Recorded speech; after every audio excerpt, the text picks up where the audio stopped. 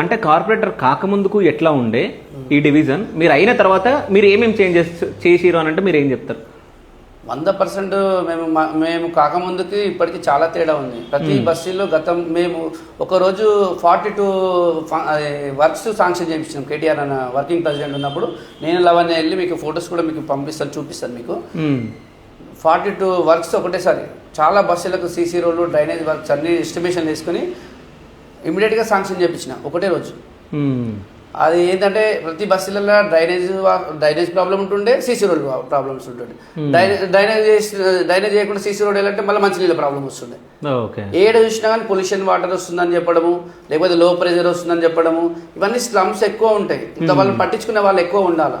ఇలా పట్టించుకోవాలి రెగ్యులర్ గా మనం వాళ్ళని ఫీడ్బ్యాక్ తీసుకుంటా ఉండాలి. ఆ ఫీడ్బ్యాక్ తీసుకుని వాళ్ళ సమస్యలను మనం పరిష్కరించాలి. ఇప్పుడు నాకు కానీ లవన్నే కానీ మేము రెగ్యులర్ గా చెప్పాలంటే రెగ్యులర్ నేను ప్రజల్లో ఉంటాం. ప్రతి బస్సులలో నేను మార్నింగ్ ఈవినింగ్ బైక్ వేసుకొని తిరుగుతూ ఉంటాము, సమస్యలు పరిష్కరిస్తూ ఉంటాను. తప్పకుండా ఏ సమస్య వచ్చినా ఇమీడియట్ గా అధికారులకు చెప్తాను. ఈ లోకల్ అధికారులు లేకపోతే పై అధికారులకు చెప్తాను, లేకపోతే ఏదన్నా మొత్తం మీద నేను దాన్ని వర్కౌట్ చేసి ప్రజలకు ఇబ్బంది కలగకుండా చూస్తాను. ఓకే, అంటే నేను తెలుసుకున్నది ఏంటంటే మీకు రాజకీయాలు అంటే మీకు ఇష్టం చాలా కదా.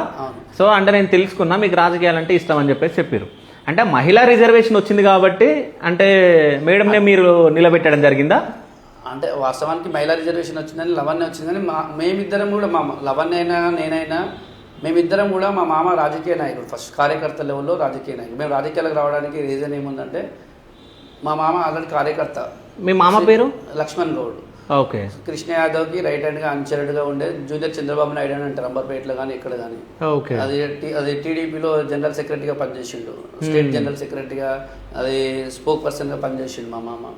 అప్పటి నుండి మేమందరం కూడా చిన్న ఉన్నప్పటి నుండి మేము చూసేవాళ్ళం. మా మామని చూస్తూ మా మామ ఏదైనా ప్రోగ్రామ్ పోతే నేను ఎంబడి ఎప్పుడు నేను ఉండేవాడిని. నేను ఎప్పుడు మా మామ రెగ్యులర్గా నేను టచ్లో ఉంటుండే.